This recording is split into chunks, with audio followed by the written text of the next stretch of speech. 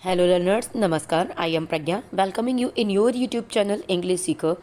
Today I am going to discuss about the Hindi summary of the chapter second Lost Spring and its first story. Sometimes I find a rupee in the garbage. So this story is about the boy whose name is Sahib. Sahib is the protagonist of this story. तो साहिब एक लड़का होता है जो आपका rag picker होता है, मतलब कूड़ा बीनने वाला होता है। और राइटर इससे पर डे मिलती हैं और कई सालों से इसको देख रही होती हैं, बहुत दिनों से देख रही होती हैं। फिर जब इससे मुलाकात होती है तो इससे बात होती है। जब राइटर इससे बात करती हैं तो उन्हें ये पता लगता है कि इसका नाम साहिब है और ये यहाँ पर डेली कूड़ा बीनने आता है। साहिब बांग्लादेश से आया हुआ एक रिफ्यूज़ी है, मतलब इसकी पूरी फैमिली बांग्लादेश के ढाका से आई थी जब इनके यहाँ पर बाढ़ आ गई थी और खाने पीने को कुछ भी नहीं बचा हुआ था। और ये स्टोरी साहिब को उसकी माँ ने बताई थी कि वो लोग रहने वाले बांग्लादेश के, बट उनके पास में खेती भी थी, मतलब खेत भी थे, लेकिन बिकॉज ऑफ द फ्लड सब कुछ डिस्ट्रॉय हो गया था, जिसकी वजह से उनको यहाँ पर शिफ्ट होना पड़ा था। तो राइटर जो लेखिका हैं, जब वो साहिब से पूछती हैं कि तुम कूड़ा क्यों बीनते हो, तुम कुछ और क्यों नहीं करते हो, तो साहिब रिप्लाई देता है कि मेरे पास करने के लिए कुछ भी नहीं है। राइटर उससे बोलती है फिर तुम्हें स्कूल जाना चाहिए, तो वो बताता है कि हमारी सराउंडिंग में, मेरे आसपास, मेरे नेबरहुड में कोई भी स्कूल नहीं है, मैं इतना गरीब हूँ। और राइटर मजाक में ही बोल देती है कि ठीक है, मैं तुम्हारे लिए एक स्कूल खोलूँगी, जब मैं स्कूल खोलूँगी तो क्या तुम आओगे? तो साहिब कहता है हाँ, निश्चित तौर पर मैं वहाँ पर पढ़ने ज़रूर आऊँगा। कुछ दिन बाद में जब साहिब दोबारा से राइटर को मिलता है तो वो उससे पूछता है कि आपका स्कूल बन गया है। राइटर अपनी इस बात पे थोड़ा सा शर्मिंदा होती है कि उन्होंने इस बच्चे से एक झूठा प्रॉमिस किया था, जिसको फुलफ़िल करना वो कहीं पर भी मीन नहीं कर रही थी, वो कभी भी उसको करना नहीं चाह रही थी। उन्हें समझ में आता है कि जिस तरीके का मैंने इससे मजाक किया है, मतलब इस तरीके से मैंने इससे ऐसे ही हाफ जोकिंगली वे में बोल दिया था कि मैं स्कूल खोलूँगी, ऐसे पता नहीं कितने ही लोग इन बच्चों से इस तरीके की बातें करते होंगे, इस तरीके के फॉल्स प्रॉमिसेस करते होंगे। उसको 1 महीने जानने के बाद में जब उसका नाम पूछा था इन्होंने, तो उसने बताया था कि उसका नाम साहिब आलम है। अब यहाँ पर भी एक आयरनी आ गई, उसका मतलब साहिब आलम का मतलब होता है लॉर्ड ऑफ यूनिवर्स, मतलब पूरे ब्रह्मांड का विधाता, विश्व मतलब देवता, लॉर्ड ऑफ यूनिवर्स। और जबकि वो बेचारा इतना गरीब था कि उसके पास में पहनने के लिए एक जोड़ी जूते भी नहीं थे, मतलब चप्पल्स तक नहीं थे, उसके पैरों में कुछ भी नहीं था। बच्चों से डिस्कशन करते हुए, वो पूरा आपका एक जो रैग पिकर्स का झुंड होता है उसमें 2-3-4 बच्चे, कई बच्चे होते हैं, तो जब उनसे बात करते हुए एनिस जंग उनसे पूछती हैं कि आप लोगों ने चप्पल क्यों नहीं पहने हुए हैं, तो एक बच्चा बड़ा कंप्लेनिंग वे में बोलता है कि मेरी माँ ने मेरी चप्पल्स को शेल्फ में रखा हुआ, मतलब अलमारी में ऊपर रखा हुआ है और वो मुझको पहनने के लिए नहीं देती हैं। दूसरा बच्चा बताता है कि अगर इसको चप्पलें दी भी जाएँ तो भी ये नहीं पहनता है, इसलिए इसकी माँ नहीं देती हैं। तीसरा बच्चा कहता है कि नहीं, मेरे पास तो कोई चप्पल है ही नहीं। मतलब इस तरीके की कन्वर्सेशन सारे बच्चे आपस में करते हैं, वो अपने बेयरफुट होने का अलग अलग एक्सक्यूज़ बताते हैं। फिर ऑथर को एक इंसिडेंट याद आता है, उनको एक स्टोरी याद आती है, जब वो उदीपी में गई हुई थी एक बार, तो वहाँ पर एक मंदिर के सामने एक बच्चा आता था हमेशा अपने स्कूल जाने से पहले, और उसके पास में पहनने के लिए जूते नहीं होते थे। उसके पिताजी उसी मंदिर में एक पुजारी थे, तो वो उस मंदिर से होकर जब भी गुजरता था तो हमेशा भगवान के सामने हाथ जोड़ करके ये प्रार्थना करता था कि उसे एक जोड़ी जूते पहनने के लिए मिल जाए। 30 साल बाद में जब राइटर वहाँ पर दोबारा विजिट किया था राइटर दोबारा से उसी मंदिर में गई थी, तो राइटर ने देखा था कि उसके बैक यार्ड में, मतलब उसके पीछे वाले आंगन में अब एक नई फैमिली आ गई थी, मतलब नई फैमिली रह रही थी। और यहाँ पर जो मंदिर के पुजारी का जो बच्चा था, उसने बहुत अच्छी मतलब ग्रे यूनिफॉर्म पहन रखी थी, उसने शॉक्स और शूज़ पहन रखे थे। वो अपने स्कूल से आता है, हाँफता हुआ अपना स्कूल बैग फोल्डिंग बेड पर रख देता है, और उसको देख कर इनको ये रिकॉल होता है कि हाँ, एक टाइम पर आज से 30 साल पहले लगभग एक बच्चा था जो जूतों के लिए माता रानी से प्रेयर करता था, भगवान से प्रेयर करता था। अब ऐसा लगता है कि गॉडेस ने मतलब देवी माँ ने उसकी प्रार्थना को स्वीकार कर लिया, लेकिन फिर भी बहुत सारे ऐसे बच्चे हैं जिनकी इस प्रार्थना को स्वीकार नहीं किया गया है।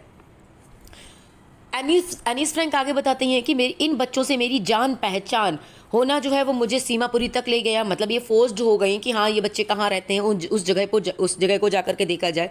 तो इन्हें समझ में आया कि दिल्ली के बिल्कुल बाहरी इलाके में एक जगह है सीमापुरी, जिस इलाके में ये लोग रहते हैं, और ये लोग बांग्लादेश से आए हुए लोग हैं, जो मतलब इनकी पूरी वहाँ पर जितने भी लोकलिटीज़ में जो लोग रहते हैं सीमापुरी में, वो 1971 में बांग्लादेश से आ गए थे। और वो वहाँ पर बिल्कुल मतलब ऐसी ज़िंदगी जी रहे हैं जिसमें कोई भी सुख सुविधाएं नहीं है, जिनके इनके मिट्टी के घर तो बने हुए हैं जिसकी आपका मतलब टीन की या तारपीन की छत है। तो ऐसे 10,000 रेड पिकर्स वहाँ पर रहते हैं, लेकिन वहाँ पर कोई भी सीवेज लाइंस नहीं है, कोई भी ड्रेनेज सिस्टम नहीं है, या रनिंग वाटर जो है उसके लिए प्रॉपरली मतलब पीने का पानी, ये सब चीज़ें इन्हें उपलब्ध नहीं है। लेकिन फिर भी ये लोग यहाँ पर बिना किसी आइडेंटिटी के, बिना किसी परमिशन के रह रहे हैं, क्योंकि इन लोगों का मानना ये है कि food is more important for survival than an identity. तो यहाँ पर भले ही इन्हें कोई पहचान पत्र, कोई परिचय पत्र ना मिला हो, भारत की नागरिकता ना मिली हो, लेकिन इन्हें पेट भरने के लिए भोजन मिल रहा है। बिकॉज ऑफ दिस ये सब लोग यहाँ पर हैं और कुछ ना कुछ अपना ऐसे काम, जैसे सीमापुरी में रहने वाले जितने भी लोग हैं वो सारे रैग पिकिंग का वर्क करते हैं। बच्चे भी उनके मतलब 30 साल हो चुके हैं, तो जो बच्चे यहाँ पर आए हुए थे वो अब पेरेंट्स बन चुके हैं, और अब जब उनके बच्चे हुए तो वो भी उनके सर्वाइवल में कहीं ना कहीं उनको कंपनी दे रहे हैं, उनके साथ में रह रहे हैं। अब उनके उस एरिया का, उस इलाके का जो मेन प्रोफेशन है वो आपका रैग पिकिंग ही है। लेकिन ये बताया गया है कि वहाँ के पे जो एल्डर पीपल हैं वो और जो बच्चे हैं, दोनों के लिए गार्बेज का मतलब कंप्लीटली अलग अलग है। मतलब गार्बेज उनके लिए गोल्ड के समान है, बिल्कुल सोने के समान है। लेकिन क्योंकि कहीं ना कहीं जो आपकी फैमिली में एल्डरली पीपल हैं, उनका भोजन जो है, उनका भोजन और बाकी उनकी सारी जो बेसिक नीड्स है वो इस कूड़े को बीन करके, जो भी इसमें से गोल्ड मिलता है, मतलब जो भी यूज़फुल सामान मिलता है उसको बेच करके, कबाड़े को बेच कर ही वो अपना जीवन यापन करते हैं। लेकिन बच्चों के लिए इसका मतलब बिल्कुल डिफरेंट है। बच्चों के लिए इसका मतलब डिफरेंट कैसे है? जब एनिस जंग ने साहिब से बात की तो साहिब ने बताया कि आई समटाइम्स फाइंड अ रूपी इवन अ 10 रुपी नोट। साहिब जब इस बात को बताता है कि जब मैं कूड़ा बीनता हूँ तो मुझे कभी कभार तो 1 रुपये का नोट मिल जाता है और कभी तो 10 रुपये का भी नोट मिल गया, तो वो इतना खुश होता है उसको। और फिर जैसे कि एक कहावत है कि जब आप कहीं पर कुछ ढूंढ रहे हो और आपको एक कूड़े के ढेर से चांदी का एक सिक्का मिल जाए, तो आपकी क्यूरियोसिटी को और बढ़ा देता है और आप वहाँ पर लगातार ढूंढते रहते हैं कि शायद और हो। तो बच्चों के लिए it was completely full of wonder, मतलब it is wrapped in wonder. उन लोगों के लिए आश्चर्य होता था, एक एडवेंचर होता था कि आज क्या मिलेगा। उनके लिए वो मीन्स ऑफ सर्वाइवल नहीं था, बट उनके पेरेंट्स के लिए, उनकी फैमिलीज़ के लिए वो मीन्स ऑफ सर्वाइवल था। एक विंटर मॉर्निंग को राइटर जब साहिब को देखती हैं तो वो उनके पड़ोस में ही एक टेनिस क्लब था, वहाँ पर 2 व्यक्ति टेनिस खेल रहे होते हैं, टेनिस ड्रेस में ही होते हैं, वो खेल रहे होते हैं। साहिब को भी टेनिस खेलना बहुत पसंद है, लेकिन चूंकि ये गेम उसकी बेसिक नीड ही फुलफिल नहीं हो पा रही है, so how can he fulfil his hobbies, तो वो तो उसके लिए पॉसिबल नहीं है। लेकिन वो उनको छिप छिप कर देखता है। जब एनिस जंग उसके पास में जाती हैं और उससे बात करते हैं तो वो बताता है कि मतलब मैं कभी कभी इस टेनिस कोर्ट के अंदर, मतलब मैं यहाँ पर अंदर भी चला जाता हूँ इस क्लब में, और यहाँ का जो गेट कीपर है वो मुझे अंदर जाने देता है कि मैं यहाँ पर जाकर के झूले झूल लेता हूँ या कुछ और कर लेता हूँ। तो इस तरीके से उस टाइम पर उसने टेनिस शूज़ पहन रखे थे, लेकिन वो शूज़ जो हैं उसकी वो मतलब आपका फेडेड शर्ट के साथ में और शॉर्ट्स के साथ में बड़े अजीब लग रहे थे। और डेफिनेटली इन शूज़ को भी किसी ने फेंक दिया होगा, किसी अमीर बच्चे ने, क्योंकि उसमें एक छेद था, वो उनके पहनने के लायक नहीं, तो उनमें एक होल हो गया था, तो वो उनके पहनने के लायक नहीं थे। लेकिन साहिब के लिए तो वही चीज़ एक उसका मतलब साहिब के लिए या उसके जैसे सभी बच्चों के लिए अगर आपको एक होल वाला शूज़ भी मिल जाते हैं, मतलब पेयर ऑफ शू मिल जाता है जिसको वो पहन सकते हैं, तो वो तो कहीं ना कहीं उनके एक सपने के सच होने जैसा होता है। सो इस स्टोरी में मतलब जिस दिन ऑथर इस स्टोरी को लिख रही होती हैं तो उसी दिन सुबह की घटना होती है कि साहिब उनको फिर से मिलता है। लेकिन इस बार साहिब जो है उसके हाथ में एक स्टील का कैनिस्टर था और वो मिल्क बूथ जा रहा था।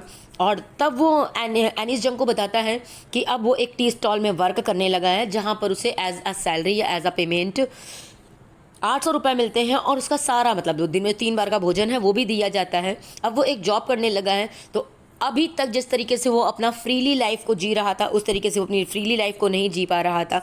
और उसके एक्सप्रेशंस को देख करके राइटर इस बात का अंदाज़ा लगा सकती हैं कि मतलब जो उसके पास में एक कैनिस्टर है, it is more heavier than that plastic bag. मतलब क्योंकि वहाँ पर वो अपनी मर्जी का मालिक होता था, वो जो करना चाहता था कर सकता था जब तक मर्जी हो करे। लेकिन जब वो कहीं पर जॉब कर रहा था किसी के अंडर में, तो उसे उसकी मर्जी के हिसाब से चलना पड़ रहा था। तो कहीं ना कहीं अब जो एक केयर फ्री लुक था साहिब का, उसने वो खो दिया था। पैसे उसे डेफिनेटली ज़्यादा मिल रहे थे, उसको पेट भर भोजन भी मिल रहा था, लेकिन अब वो अपनी मर्जी का मालिक नहीं रहा था। सो ये स्टोरी यहीं पर ख़त्म हो जाती है। नेक्स्ट स्टोरी का हिंदी वर्जन मैं पहले आपको इंग्लिश वर्जन दूंगी, then I will provide you the Hindi summary of this chapter 2। Thank you all of you.